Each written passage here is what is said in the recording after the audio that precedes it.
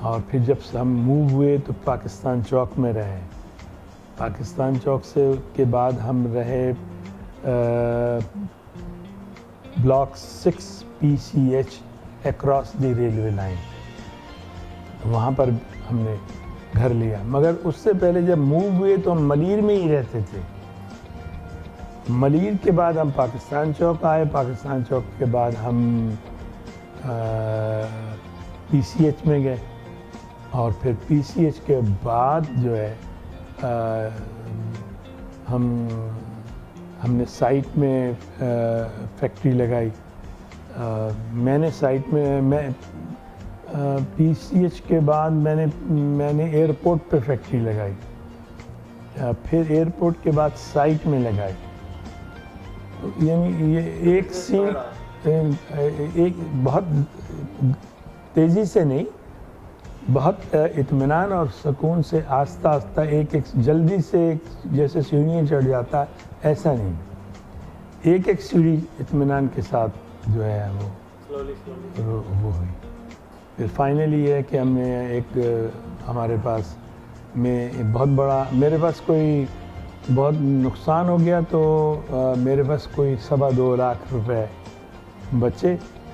تو میرا دل جو ہے وہ ایسا، مجھے صرف وہ نقصان، یہ سن 71 کی بات ہے جب پاکستان انڈیا کی جنگ ہوئی تو اس وقت تمام جو انڈسٹری تھی وہ کافی تکلیف میں آ گئی. تو مجھے بھی وہ لاس ہوئے اور لوگوں کو بھی لاس ہوئی. تو ہمارے پاس تو پیسے اتنے زیادہ تھے ہی نہیں. تو 2.25 لاکھ روپے مجھے یاد ہے بچے. اور پھر میں نے 1,25,000 روپے کا گھر محمد علی سوسائٹی میں خریدا. تو میرے والد صاحب کے پاس گھر نہیں تھا. تو مجھے یوں محسوس ہوا کہ نہیں، میرے والد صاحب کے پاس گھر ہونا چاہیے. تو میں تب تک والد صاحب اور بھائیوں سے علیحدہ کام کرنے لگا تھا. تو وہ گھر میں نے والد صاحب سے ریکویسٹ کی کہ اگر آپ پسند ہو تو یہ 1,25,000 کا ہے. مولانا شفیع اکاڑوی کا وہ گھر تھا. اور آج اس گھر میں میرے چھوٹے بھائی جاوید امین جو مرحوم شہادت انہیں ہو گئی، وہ اس میں ان کی فیملی، اور یہ ابھی یاسر جن سے آپ ملے تھے ان کا بیٹا ہے، وہ رہتے ہیں. تو والد صاحب نے یہ مناسب سمجھا کہ یہ گھر میں لے لوں. انہوں نے پھر ان کی پیمنٹ انہوں نے کر دی. میں ایسا خیال کرتا ہوں کہ میری شاید نیت اچھی اللہ نے مجھے دی، اسی نے دی. میں تو ہر چیز اللہ کی جانب سے سمجھتا ہوں. تو مجھے جب وہ مکان میں نے ان کو دے دیا اور ان کا ہو گیا تو مجھے ایک مکان اور مل گیا جو اس مکان سے بہت بہتر تھا اور ڈبل اسٹوری تھا. اور وہ مین امیر خسرو روڈ پہ تھا 2.25 لاکھ روپے کا. اور وہ کسی ایک ایسے آدمی کا مکان تھا جو گورنمنٹ میں ملازم تھا اور مکان اس کے اپنے ذاتی نام پر نہیں تھا، اپنے کسی عزیز رشتہ دار کے نام پر تھا. اس کے دل میں یہ خوف پیدا ہو گیا کہ اگر فرض کریں میں فوت ہو جاؤں کسی حادثے میں تو ایسا نہ ہو کہ جو میری فیملی ہے اس کو یہ مکان نہ ملے. تو اس نے سوچا کہ میں مکان بیچ دوں. تو اس نے 2.25 لاکھ روپے کا وہ مجھے مکان بیچا. 1 لاکھ روپے میں نے اسے کیش دیا اور باقی شاید 2,000 روپے قسطوں میں وہ مکان مجھے ملا. اور قسطوں پہ دے دیا کہ اس کے میرے پاس پیسے نہیں. میرے پاس جو 2.25 لاکھ روپے بچے تھے اور وہ ساری چیزیں جب وار ہوئی، وار کے بعد ساری فیکٹریاں، میرے پاس اپنی ذاتی فیکٹری نہیں تھی بلکہ کچھ 16 یا 20 لومس میں نے کرائے پہ لی تھی. 100 روپے مہینہ کرائے پہ لی تھی.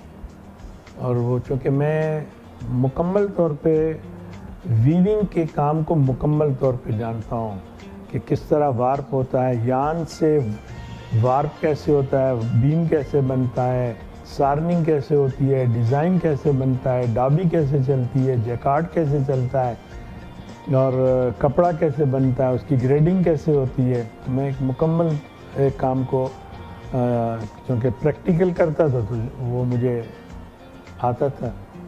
تو وہ جب یہ وار ہوئی تو سب چیز بند ہو گئی، اور اس وار کے بعد یہ میں نے جو مکان خریدا، اور پھر وہ جو کام جانتا تھا وہ پھر سے شروع کر لیا، اور پھر کرائے پہ لے لیا۔ پھر کچھ پیسے بچے تو میں نے سائٹ میں جگہ لے لی اور اس میں اپنا کام شروع کر دیا۔ پھر پہلے دن سے میری فیکٹری کا 2 نام تھے، دو چھوٹی چھوٹی فیکٹریاں تھیں۔ ایک کا نام تھا مہتاب، جو میں آپ سے ہمیشہ یہ کہتا ہوں کہ مجھے روشنی پسند ہے، تو میں نے اس کا نام مہتاب سلک فیکٹری رکھا، اور آج تک وہ 71 سے آج تک وہ چل رہی ہے۔ پولیسٹر یارن ہے جو سلک کی طرح ہوتا ہے، پولیسٹر یارن سے ہم کپڑا بناتے ہیں۔ آج ہمارے پاس most modern water jet machine ہے جو پانی اور بجلی سے چلتی ہے۔ اس سے جو کپڑا بنتا ہے وہ ڈیفیکٹ لیس، دنیا میں ڈیفیکٹ لیس کپڑا بنتا ہے۔ ہمارے لوگ یا ہم خود اتنے رسپانسبل نہیں ہیں، ذمہ داری سے کام نہیں کرتے، تو ہمارے ہاں اس طرح سے نہ پروڈکشن آتی ہے۔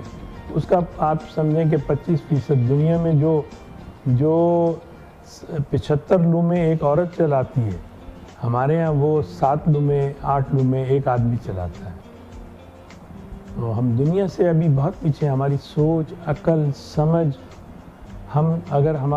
میں اگر کوئی کاروبار کر رہا ہوں تو میں یہ سمجھ رہا ہوں کہ میں احسان کر رہا ہوں اپنے ملک پر، اپنی فیملی پر اور اڑوس پڑوس کے لوگوں پہ، حالانکہ اس کا بینیفٹ صرف مجھے ہو رہا ہے یا میری فیملی کو ہو رہا ہے، مگر یہ پورا ایٹیٹیوڈ بن گیا ہے کہ میں نماز بھی پڑھنے جا رہا ہوں تو آپ پر احسان کر رہا ہوں کہ میں نماز پڑھنے جا رہا ہوں، اور میں اگر کچھ بھی کر رہا ہوں تو میں جتا رہا ہوں۔ تو یہ اور میں نے جاپان میں نے دنیا میں بڑی ٹریولنگ کی ہے۔ میں اگر شاید پاکستان سے باہر 150-60 دفعہ گیا ہوں گا، میں سوئٹزرلینڈ 150-60 دفعہ گیا ہوں گا۔ جسٹ مجھے سوئٹزرلینڈ کا کچھ نہیں پتا، مجھے یہ معلوم ہے کہ سوئٹزرلینڈ سے سوزر ویونگ مشین کے پارٹس ملتے ہیں، جو میں ہر ہفتے یا ہر 15 دن بعد خریدنے کے لیے یہاں سے جاتا تھا۔ جہاز کا میں تصور نہیں کر سکتا تھا، جہاز دیکھتا تھا کہ وہ جہاز ہے، یہ میں نے سوچا کبھی نہیں تھا کہ جہاز میں بیٹھوں گا۔ اور پھر میں ٹرین میں نہیں سوچ سکتا تھا، میں سائیکل نہیں سوچ سکتا تھا، میں گاڑی نہیں سوچ سکتا کہ گاڑی میں بیٹھوں گا۔ میں نے اپنی جو چھوٹی موٹی فیکٹری کی، اس کے باتھ روم صاف کیے، اس کے جھاڑو لگائے، ان کی صفائیاں کی، تو پہلی دفعہ جہاز میں جانے کی خوشی۔ اور پھر ایک وقت یہ تھا کہ جہاز میں بیٹھنے وقت یہ ہوتا تھا کہ مجھے 4 سیٹیں کہاں ملیں گی جہاں میں سو جاؤں۔ تو چونکہ سوئٹزرلینڈ میں سوزر کی مشینیں جو ہیں، میرے پاس کوئی 200-250 مشین تھی، اس کے پارٹس بڑے قیمتی ہوتے ہیں، اور میں اس کے پارٹس کی اور بڑے لوہے کے پارٹس ایسے اسٹیل کے بنے ہوتے ہیں جو ایک اچھا اسٹیل ہوتا ہے اور بڑا قیمتی اسٹیل ہوتا ہے۔ تو وہ میں ہر 15 دن کے بعد خریدنے خود جایا کرتا تھا۔ Karachi Switzerland, London Switzerland, Karachi. میں نے جاپان بڑی ٹریولنگ کی ہے۔ جاپان کے اندر لوگ نعوذ باللہ شاید خدا کو تو نہیں مانتے ہیں، مگر جو کام کرتے ہیں وہ عبادت سمجھ کے کرتے ہیں۔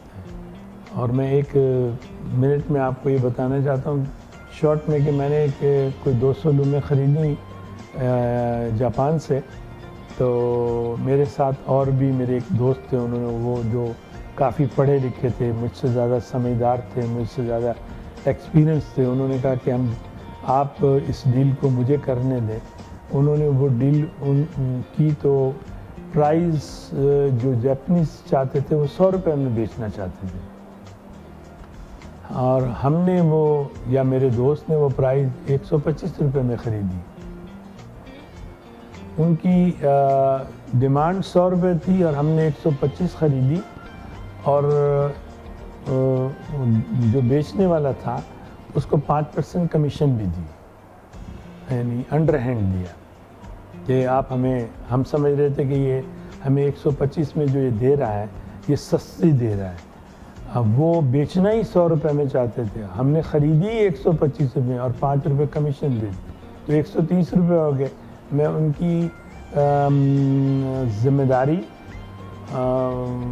میں دنیا میں سب سے اچھا مذہب اسلام ہے، مگر ان کی ذمہ داری، احساس، محبت، وفاداری کی بات بتا رہا ہوں کہ انہوں نے ایک بڑا ڈنر کیا پوری کمپنی کا، اور اس میں انہوں نے ہم نے سمجھا یہ ڈنر ہمارے لیے ہو رہا ہے.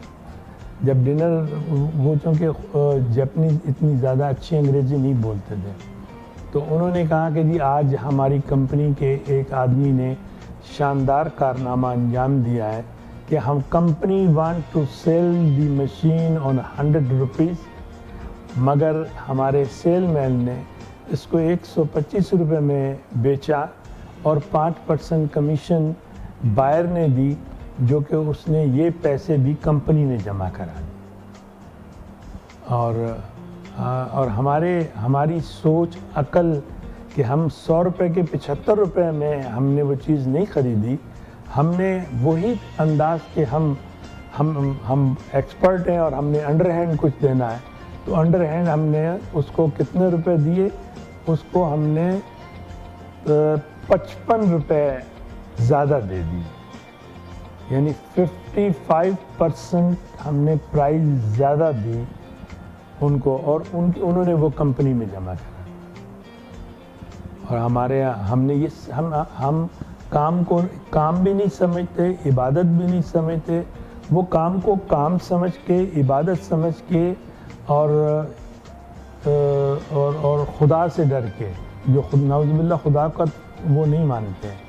میں وہاں جاپان میں نے دیکھا کہ ان کے 8 بجے ان کی کمپنی جو ہے وہ لاس میں تھی، 8 بجے لوگوں نے آنا تھا، میں نے بھی 8 بجے پہنچنا تھا. میں اپنے ہوٹل میں، مجھے وہ 6 بجے لینے آتے تھے اور سارا ملتے تھے تو جھک کے ملتے تھے، اور کمپنی میں لے کے جب گئے تو جب کمپنی کے باہر اس میں ہم جب کھڑے، میں نے دیکھا کہ لائنیں لگی ہوئی ہیں. جب ٹھیک 8 بجے تو کمپنی کا گیٹ کھلا، لوگ اپنے وقت سے پہلے آ جاتے ہیں. ہر آدمی 7:45 بجے اس کو مسٹ پہنچنا ہے، اور ان کا ٹائم ہے 8 to 5. ہر آدمی 5 بجے کام نہیں چھوڑتا، ہر آدمی 7 اور 8 بجے کام چھوڑتا ہے کہ میری کمپنی جو ہے وہ لاس میں جا رہی ہے، کون سا طریقہ کار ہو کہ میں کمپنی کو سپورٹ کروں، اور یہ 5 بجے کی بجائے میں اسے 7 بجے 8 بجے ہوں. اور ان کی جو بیویاں ہیں وہ بتا رہے تھے کہ اگر ہم 5 بجے، اگر کوئی آدمی 5 بجے کمپنی سے فارغ ہو کے اور اپنے وقت پر جو بیچ میں ٹرین سے لگتا ہے اس میں پہنچ جائے، تو اس کی بیوی اس کو سمجھتی ہے کہ اس بندے کی کمپنی میں کوئی اہمیت نہیں ہے، یہ کس طرح کا آدمی ہے کہ کمپنی کا وقت 5 بجے اور یہ 9-10 بجے نہیں آیا. اس لیے کہ یا تو کمپنی میں اس کی اہمیت نہیں ہے، اور یا اس میں کام کی ول نہیں ہے کہ میں کام کروں. ہمارا اور ان کا، ہمارے ہاں لوگ گھڑی، ہم نے اپنا سسٹم بنایا ہوا ہے کہ جو آئے گا وہ انگوٹھا لگائے گا، اور جو جاتی دفعہ انگوٹھا لگائے گا. تو ہمارے ہاں میں صرف اپنی بات نہیں کر رہا ہوں، پوری بات کر رہا ہوں پاکستان کی، کہ وہ انگوٹھا، وہ کہیں گے انگوٹھا بھول گیا ہوں. آپ 10% لوگ ہوں گے کہیں گے جی ہم نے انگوٹھا نہیں لگایا، ہم بھول گئے، اور 10% لوگ ضرور ایسے ہوں گے جو جاتی دفعہ انگوٹھا بھول جاتے ہیں. تو لوگوں کو میں جب تک یہ ملک تب تک ترقی نہیں کر سکتا جب تک آپ اپنا رول ادا نہیں کریں گے. اگر آپ بےایمانی کرتے رہیں گے، میں اگر بےایمانی کروں گا، میں بچوں کو کم پڑھاؤں گا، اچھے ٹیچر نہیں رکھوں گا، فیسلٹی نہیں دوں گا، اور میرے لوگ بھی اس طرح سے اگر کریں گے تو ملک ترقی نہیں کرے.